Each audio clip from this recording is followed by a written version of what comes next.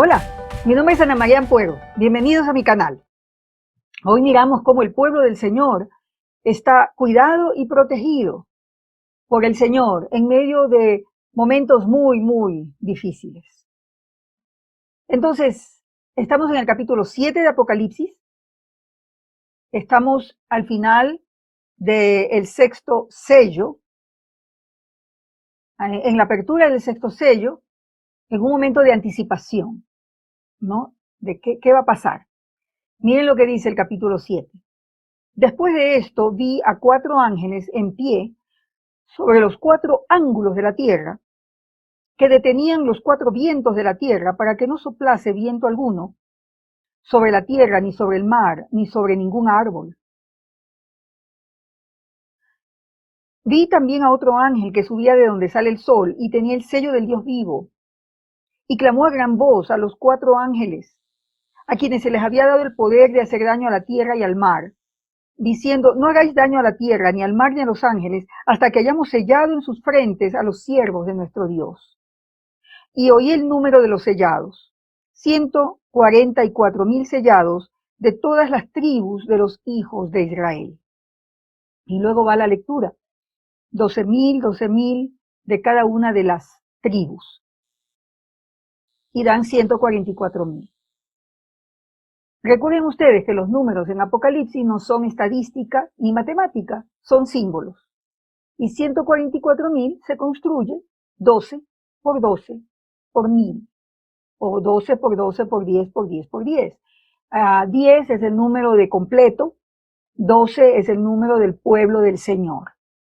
Entonces aquí hay una alusión directa al pueblo del Señor en el Antiguo Testamento, los descendientes de Israel, ¿verdad?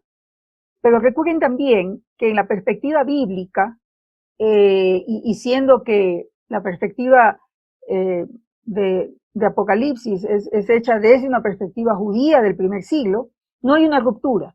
Para los cristianos del primer siglo, para los cristianos, y lo incluimos ahí a todo lo que trae el apóstol Pablo, el apóstol Pedro, no hay una ruptura entre el Antiguo Testamento y el Nuevo. Jesucristo, judío, Dios mismo encarnado, Dios con nosotros, Emmanuel, cumple la vocación de Israel, encarna el pueblo del Señor del Antiguo Testamento y reconstituye el pueblo de Dios con los 12 apóstoles.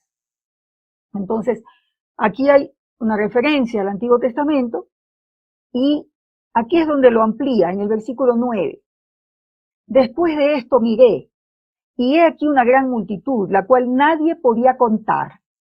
Es decir, el pueblo del Señor es más grande que la descendencia étnica, ¿no?, de Israel.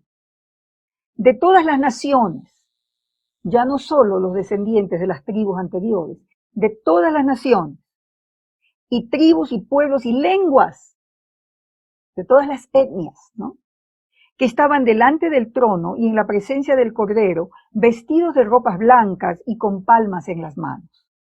Y clamaban a gran voz diciendo: la salvación pertenece a nuestro Dios, que está sentado en el trono, y al Cordero. Y todos los ángeles estaban en pie alrededor del trono, y de los ancianos y de los 4 seres vivientes, y se postraron sobre sus rostros delante del trono y adoraron a Dios, diciendo: amén. Y la bendición y la gloria y la sabiduría y la acción de gracias y la honra y el poder y la fortaleza sean a nuestro Dios por los siglos de los siglos. Amén. Y entonces uno de los ancianos habló diciéndome: estos que están vestidos de ropas blancas, ¿quiénes son y de dónde han venido? Y yo le dije: Señor, tú lo sabes. Y me dijo: estos son los que han salido de la gran tribulación y han lavado sus ropas y las han emblanquecido en la sangre del Cordero. Por esto están delante del trono de Dios y les sirven día y noche en su templo. Y el que está sentado sobre el trono extenderá su tabernáculo sobre ellos. Y ya no tendrán hambre ni sed, y el sol no caerá más sobre ellos, ni calor alguno, porque el Cordero que está en medio del trono los pastoreará, y los guiará a fuentes de agua de vida, y Dios enjugará toda lágrima de los ojos de ellos. Entonces, ¿qué es lo que miramos aquí? Por un lado, hay como una especie de paréntesis en medio de esta historia para decir que el pueblo del Señor está protegido, no recibe el daño, no recibe juicio, este juicio que leemos luego en los sellos, pero como no es una secuencia histórica, lo que está diciendo es que los que son del Cordero, no reciben este juicio que va para los que no se arrepienten, porque son del Cordero y porque han lavado sus ropas en la sangre del Cordero. Aquí Apocalipsis asume que los que siguen al Cordero son mártires. No solo que tienen fe en la sangre de Cristo, sino que son mártires. Son mártires, ¿no? Ya antes vimos en el 6.8, en el 6.11, que los santos están bajo el altar, sufren, dicen hasta cuándo, y el Señor le dice descansen hasta que se complete el número de sus consiervos que también han de morir. Y entonces, este pueblo de Dios sufre por seguir al Cordero, pero no sufre por no arrepentirse.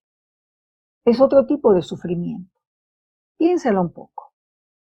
Piénselo un poco. Y la gran tribulación es la flipsis. Es el choque de dos reinos, es la fricción que ocurre por la venida del reino de Dios sobre el reino, digamos, o los reinos de este mundo que están bajo Satanás, el príncipe de las tinieblas, ¿no? Que luego se la ilustra como la Babilonia, pero realmente es el choque de la invasión del reino de Dios sobre estos reinos. Entonces, los que han salido de la gran tribulación, los que son victoriosos, ¿y estos quiénes son? Si lo miramos en cada una de las cartas de Apocalipsis 2 y 3, son aquellos que vencen en medio de todas estas otras situaciones, doctrinas chuecas, que son medios tibios, aquellos que a veces inclusive toleran idolatría, toleran otras cosas. Si logran permanecer fieles y siguen al Cordero, retienen lo que el Cordero les ha dado y entonces salen victoriosos en medio de esta experiencia de resistir la cultura que nos rodea, ¿no? Y deciden que siguen al Cordero. Ellos están delante del trono y le sirven al Señor día y noche.